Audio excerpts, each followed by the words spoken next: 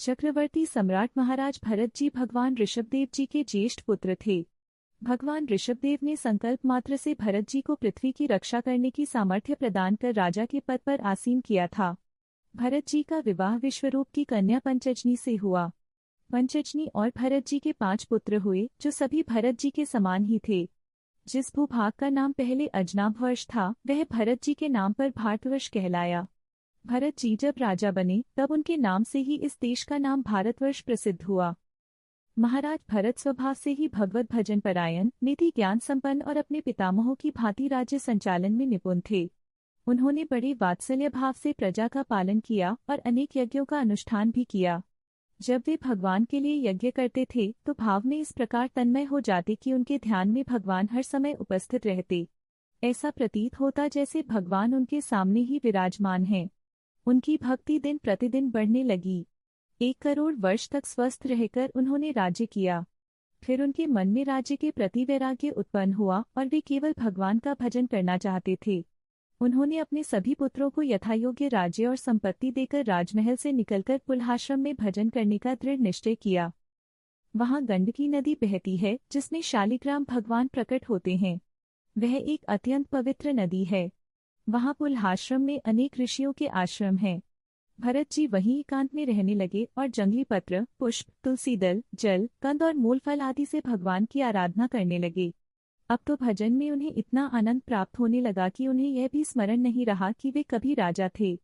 उनके हृदय में एकमात्र भगवान की सेवा की लगन रह गई थी। वे रोमांचित हो जाते, आंखों से अश्रु बहते और हृदय प्रेम से द्रवित हो उठता। उनका शरीर पुलकित हो उठता, गला रुंध जाता, आंखों में आंसू भर आते। भगवान के चरणारविंद का ध्यान करते हुए वे आनंद में लीन हो जाते। वे त्रिकाल स्नान करते, प्रातः, दोपहर और संध्या तीनों समय। गंडकी नदी में स्नान करते समय वे शरीर पर कृष्णामृत चरण धारण करते। वे 3 मुहूर्त तक जल में खड़े होकर जप करते, जिससे साधना में विशेष प्रभाव उत्पन्न होता। एक दिन वे नदी में स्नान कर रहे थे और 3 मुहूर्त तक जल में खड़े होकर जप कर रहे थे। उसी समय एक गर्भवती हरिणी प्यास से व्याकुल होकर जल पीने आई। तभी एक भीषण सिंह की गर्जना सुनाई दी। डर के मारे वह हरिणी उछलकर छलांग लगाने लगी, जिससे उसका गर्भ नदी की धारा में गिर गया और वह स्वयं भी मर गई। भरत जी ने यह सब देखा और तुरंत अपने मंत्र जप को छोड़कर उस मृग शावक को अपनी गोद में उठा लिया और अपनी कुटिया में ले आए। शावक छोटा और कोमल था, उसे देखकर उन्हें अत्यंत वात्सल्य और स्नेह अनुभव हुआ। अब धीरे धीरे उनका मन उसी मृग शावक में रमने लगा। वे उसे गोदी में रखकर, सीने से लगाकर चूमते और दुलार करते। हरिण के शावक के लिए हरी घास लाते, उसे भोजन कराते और हर समय उसके आसपास रहते। भगवान का चिंतन और नियम निष्ठा धीरे धीरे छूटने लगी। भरत जी सोचने लगे, यह मुझ पर पूरी तरह निर्भर है। मैं ही इसका माता, पिता, बंधु, संगी हूँ। यह मुझसे अत्यधिक स्नेह करता है। अब वे हरिण के बच्चे को अपने कंधे पर बिठाकर घूमते, घास खिलाते और प्रेम से उसका पालन करते। यहाँ तक कि स्नान करते समय भी वे उसे गोदी में लेकर डुबकी लगाते। जब कभी वह मृग शावक उनसे दूर चला जाता, तो भरत जी अत्यंत व्याकुल हो जाते। वे रोने लगते, ईश्वर से प्रार्थना करते कि हे प्रभु, मेरे उस शावक की रक्षा करना। कहीं भेड़िया या अन्य हिंसक पशु उसे न खा जाए। उनका चित्त भगवान की बजाय अब उस शावक में पूरी तरह रम गया। यह अत्यंत आश्चर्य की बात थी कि जिसके लिए उन्होंने राज्य, परिवार, पुत्रों और भोगों का त्याग किया, उसी भगवत भजन से अब उनका चित्त हट गया। उनका चित्त व्याकुल हो गया। मृग शावक के प्रति इतना प्रेम हो गया कि प्रारब्ध में ही मृग शावक आ गया। हिरण शावक के कारण उनकी भगवत आराधना, योग अनुष्ठान सब कुछ व्यर्थ हो गया। उसी का चिंतन, उसी की स्मृति। एक हिरण के शिशु ने महान योग निष्ठा को गिरा दिया। जिन्होंने भगवान की प्राप्ति के लिए पुत्र, पत्नी आदि के मोह का त्याग किया, वे भरत जी एक मृग में आसक्त हो गए। राजर्षि भरत हिरण रूपी विघ्न के वशीभूत होकर भगवत योग से भ्रष्ट हो गए। जब मृत्यु समीप आई, तब उनके सामने वह मृग शावक था। भरत जी की दृष्टि उसी पर लगी थी, चित्त उसी में लगा था। वे सोच रहे थे, मेरे बाद इसका पालन कौन करेगा, इसे दुलार कौन देगा। और इसी चिंतन में उन्होंने शरीर त्याग दिया। मरण के समय जैसी भावना, वैसा ही अगला जन्म। भरत जी की मृत्यु एक सामान्य पुरुष जैसी हो गई और उसी भाव के कारण उन्होंने मृग शरीर को प्राप्त किया। भगवत भजन कभी व्यर्थ नहीं जाता। इसलिए मृग शरीर में भी उन्हें अपने पूर्वजन्म की स्मृति रही। उन्होंने बहुत पश्चाताप किया। मैं महाराज भरत, जो भगवत आराधना में लीन था, वह एक मृग शिशु की आसक्ति के कारण मृग बन गया। उस पश्चाताप में उन्होंने संकल्प किया, अब किसी भी वस्तु में आसक्ति नहीं होगी। मृग शरीर में रहते हुए भी वे गंडकी नदी के किनारे भजन करते, सूखी घास खाते, ताकि दोबारा आसक्ति न हो जाए। और फिर एक दिन उस मृग शरीर का परित्याग हुआ। उसी पुण्य के प्रभाव से भरत जी को अगले जन्म में जड़ भरत रूप में मनुष्य शरीर प्राप्त हुआ। भरत जी का जन्म एक अत्यंत तपस्वी ब्रह्मर्षि के घर हुआ। उनका नाम जड़ भरत पड़ा। वे समस्त ब्राह्मण गुणों से संपन्न एक महान कुल में उत्पन्न हुए। महाराज भरत, जो पूर्वजन्म में मृग देह में थे, इस जन्म में एक ब्रह्मबोध संपन्न महापुरुष के रूप में जन्मे। उन्हें इस जन्म में कोई विशेष अध्ययन की आवश्यकता नहीं पड़ी, क्योंकि मृग देह में ही उनका भजन पूर्ण हो गया था। यद्यपि सामान्यतः पशु देह में भजन नहीं होता, किंतु भरत जी ने राजर्षि रूप में जो भजन और परहित के लिए जीवन अर्पण किया था, उसी पुण्य प्रभाव से मृग देह में भी भजन और पूर्वस्मृति बनी रही। परिणाम स्वरूप इस जन्म में भी उन्हें पूर्ण स्मरण था कि मैं राजर्षि भरत था, मुझसे एक चूक हुई और मैं मृग बना, अब ब्रह्मर्षि के कुल में जन्मा हूँ। पूर्वजन्म की स्मृति होने के कारण वे किसी भी विघ्न से बचने हेतु पागल जैसी वृत्ति अपनाते। बाल्यकाल से ही उनका संपूर्ण जीवन भगवत भक्ति में लीन था। होठ बंद, पागलों जैसी चेष्टाएं, बस श्री भगवान के चरणों का स्मरण, सब कुछ ऐसे करते कि कोई उन पर स्नेह न करे, कोई अपनापन न दिखाए। उनके पिता उन्हें अत्यंत प्रेम करते थे, क्योंकि वे जान गए थे कि यह कोई साधारण बालक नहीं, ब्रह्मबोध संपन्न महापुरुष है। किंतु अन्य लोग उन्हें पागल मानते। उनके पिता ने उन्हें बार बार समझाया और व्रत नियम आदि सिखाने का प्रयास किया, पर भरत जी हर उपदेश के विपरीत आचरण करते। क्यों? ताकि न पिता को मुझसे आसक्ति हो और न मुझे उनसे। गायत्री मंत्र सिखाने का भी प्रयास किया गया, पर 4 महीने तक उन्हें एक भी छंद याद नहीं हुआ। वसंत, ग्रीष्म, वर्षा हर ऋतु में प्रयास किया गया, किंतु भरत जी पागलों जैसी चेष्टाओं में लगे रहते। पिता को गहरा दुख हुआ कि मेरा पुत्र पागल है, फिर भी उन्हें यह भी आभास था कि यह बालक कुल को पवित्र कर देगा। पिता के स्वर्गवास के बाद भरत जी पूर्णतः स्वतंत्र हो गए। उनके अलावा कोई उन्हें प्रेम नहीं करता था, पिता ही थे जो प्यार करते थे। अब उनकी माँ की भी मृत्यु हो गई। उनके भाई उन्हें मूर्ख और पागल समझते थे, जबकि वे सिद्ध महापुरुष थे। इस अज्ञानता के कारण भाई उन्हें अपमानित करते, बासी खाना देते, पशुओं की भांति व्यवहार करते। कोई उन्हें काम पर लगा देता, कोई अपमान करता, कोई मारता, कोई थूक देता, किंतु भरत जी को मान अपमान का कोई भार नहीं रहता, क्योंकि उनका देहाभिमान पूर्णतः नष्ट हो चुका था। वे आत्मबोध की परास्थिति में स्थित थे। भरत जी जानबूझकर वही चेष्टाएं करते जिससे लोग उन्हें मूर्ख, पागल समझें। कोई उन्हें मजदूरी में लगाता, चारा कटवाता, गोबर फेंकवाता और अंत में जला भुना बासी अन्न उन्हें खाने के लिए दे देता। वे कभी न स्नान करते, न वस्त्र बदलते, न हाथ मुंह धोते, सभी ऋतुओं में खुले शरीर विचरण करते। उनका शरीर अत्यंत पुष्ट, हष्ट-पुष्ट था, किंतु किसी प्रकार की आसक्ति नहीं थी, न स्वाद की, न सम्मान की। ब्रह्म ज्ञान की पराकाष्ठा पर स्थित वे केवल 2 वस्त्रों में रहते, ही मैला यज्ञोपवीत और एक वस्त्र कमर पर। बाहर से जो लोग देखते, वे यही समझते कि यह पागल है। कोई काम कराता, कोई गाली देता, लेकिन भरत जी शांति से सब स्वीकार करते। जब उनके भाइयों ने देखा कि लोग इन्हें मजदूरी कराकर भोजन दे देते हैं, तो उन्होंने बुलाया और कहा, चलो खेत में काम करो। उन्होंने इन्हें खुदाई करने को कहा, पूरा खेत समतल करना है। परंतु भरत जी खुदाई कुछ इस तरह करने लगे कि जहां जमीन समतल होनी थी, वहां कोई जैसा गड्ढा बना दिया, और जहां खुदाई जरूरी नहीं थी, वहां खोदते चले गए। क्योंकि उन्हें पता नहीं चलना चाहिए था कि यह व्यक्ति बुद्धिमान है। सबको यही लगे कि वह पागल ही है। क्यारियों को ठीक करने की बजाय उन्होंने सभी क्यारियों में कुएं जैसी खुदाई कर दी। भाई उन्हें डांटते, धक्का मारते। भोजन में भी उन्हें कुछ नहीं देते, सिर्फ सूखी भूसी, भुने हुए उड़द और चावल की कनकी। ऐसा भोजन जैसे जानवरों को दिया जाता है, या फिर पके हुए अन्न की जली हुई खुरचन, यह तक दे देते। वे उसे भी अमृत के समान स्वीकार करके प्रारब्ध मानकर खा लेते थे। उनके भाइयों ने उनके आचरण देख उन्हें भगा दिया, धक्का देकर खेत के काम से निकाल दिया। कभी दूसरे भाई ने पकड़ लिया और कहा, खेत की रखवाली करो। अब वह खेत की रखवाली क्या करें? खेत एक ओर था और वह दूसरी ओर आसन लगाकर पड़े रहते। उन्हें खेत से कोई मतलब ही नहीं था। वे जो भी कार्य करते, उसका उल्टा ही परिणाम होता, जिससे सबको पक्का यकीन हो गया कि यह व्यक्ति पागल है।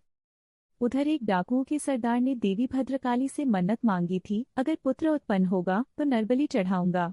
संयोग से उसे पुत्र प्राप्त हुआ, तो उसने प्रतिज्ञा पूरी करने हेतु एक पुरुष को पकड़वाने का आदेश दिया। एक पुरुष को पकड़ लिया गया, उसे खुला छोड़ दिया गया, यह सोचकर कि वह बाजार में पेट भर खा पी ले। उसे मालूम नहीं था कि वह बलि के लिए छोड़ा गया है। वह तो मजे से जलेबी, गुलाब जामुन, जो अच्छा लगा सब खा रहा था। एक दुकानदार ने धीरे से कहा, खूब खा रहे हो, अब तो तुम्हारी गर्दन कटेगी। वह चौंका, क्यों? तो दुकानदार बोला, तुम बलि के पशु हो, तुम्हारी गर्दन कटेगी। यह सुनते ही वह आदमी दोना पत्तल वहीं फेंक कर भाग गया। जब रक्षकों ने देखा कि वह भाग गया तो वे डर गए कि अगर राजा को पता चला तो उनकी ही बलि चढ़ा देगा। इसलिए उन्होंने सोचा कोई और नर जीव तुरंत पकड़ना होगा। रक्षकों ने इधर उधर दौड़ लगाई कि कोई मनुष्य मिल जाए, वरना राजा हम सबकी बलि चढ़ा देगा। कभी रात के समय उन्होंने देखा कि एक पुरुष खेत में पड़ा है, बिल्कुल पागलों जैसा दिखता है। वह कोई और नहीं, जड़ भरत जी थे। डाकुओं ने देखा, अरे यह तो बड़ा तगड़ा है, गठीला शरीर, बलवान दिखता है। सोचा देवी भी प्रसन्न होंगी, राजा भी। इसलिए बिना किसी विरोध के उसे पकड़ लिया। उन्हें भद्रकाली के मंदिर में ले जाया गया। बलि की पूरी विधि से तैयारी हुई। बढ़िया स्नान कराया गया, फूलों से अलंकृत किया गया, नए वस्त्र पहनाए गए, चंदन लगाया गया, माला पहनाई गई।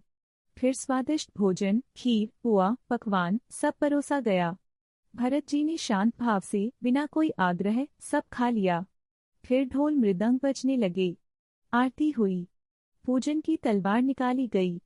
उन्हें बलि के लिए ले जाया गया। कहा गया, सर नीचा करके बैठो।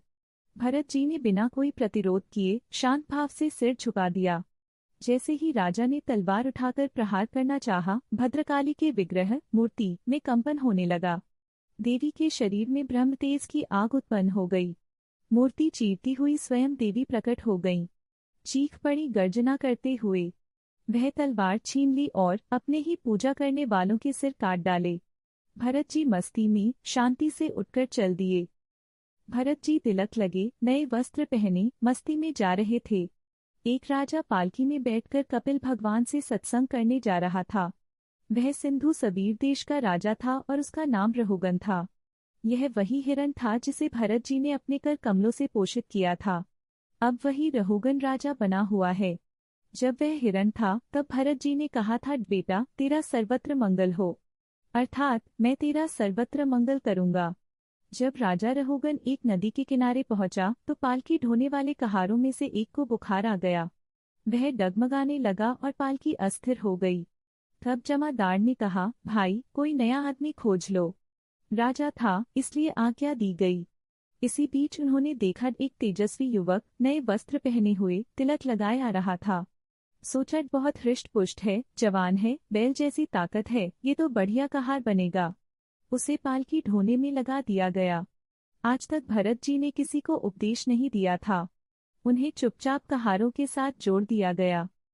लेकिन भरत जी इस कार्य के योग्य नहीं थे। वे चुपचाप केवल जमीन की ओर देख रहे थे, यह ध्यान रखते हुए कि कोई जीव उनके पैर तले दब न जाए।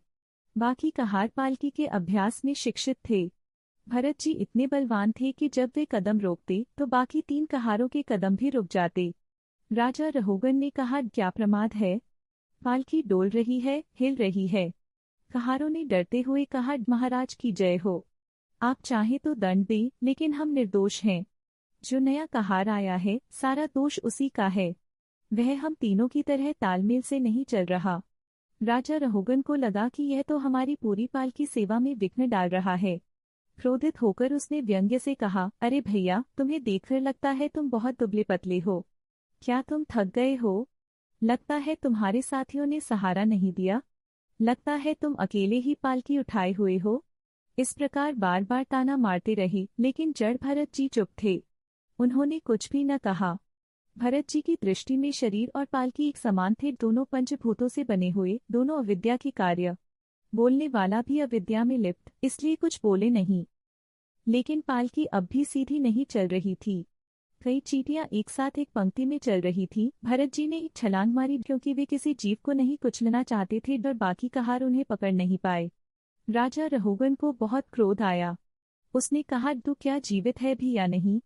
तू मेरा अपमान कर रहा है। तुझे यमराज का दंड दूंगा। तब जब भरत जी ने पहली बार देखा और मुस्कुराते हुए कहा, इलाज तो तुम्हारा हो ही गया राजन। पहले भी तुम्हें कांधे पर उठाया था, अब भी कांधे पर उठा लिया। हमें 3 जन्म लगे पर अब तुम्हारा इलाज पूरा हो जाएगा। रहुगन को अपने पांडित्य पर बड़ा अभिमान था, पर जड़ भरत जी को देखकर समझ गया कि यह कोई साधारण पुरुष नहीं, ब्रह्मबोध संपन्न महापुरुष हैं।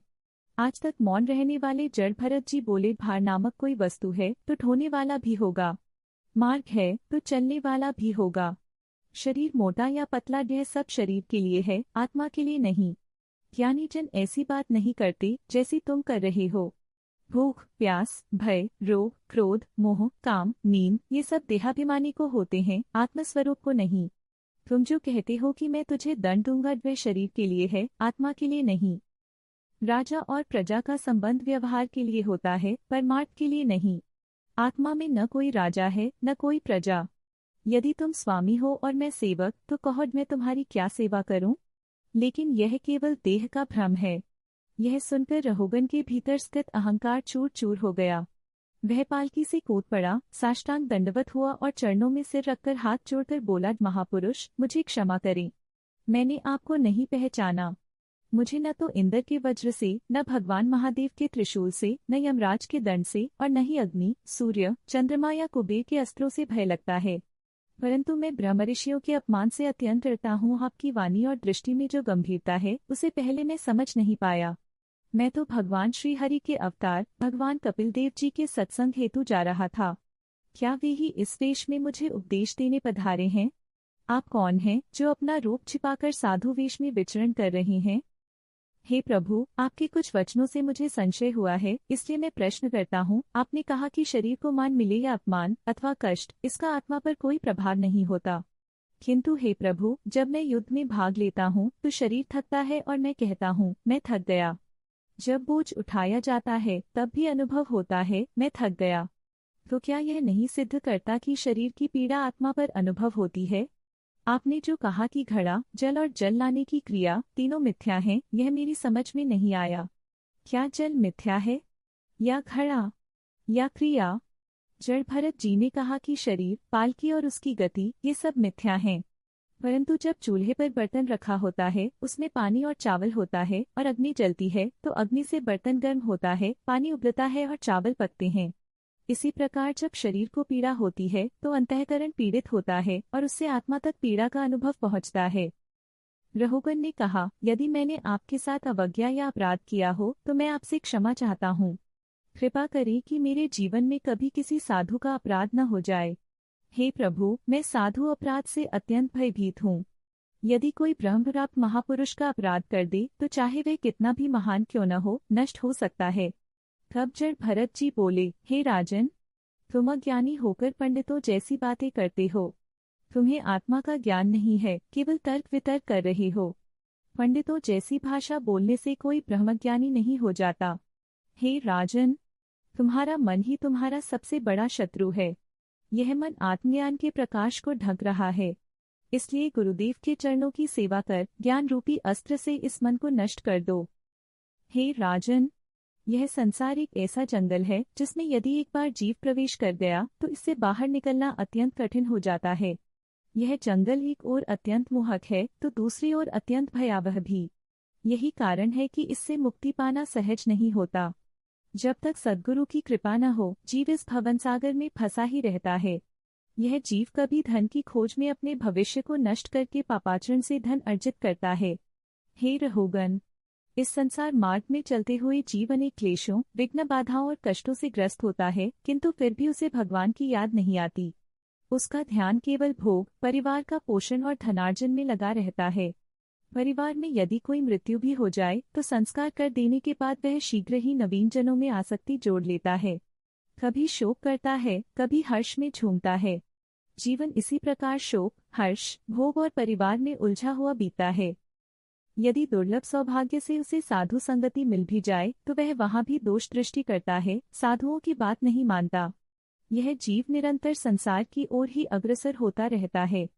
हे राजन, जहाँ से इसकी यात्रा प्रारंभ हुई थी वहाँ आज तक यह नहीं पहुँचा।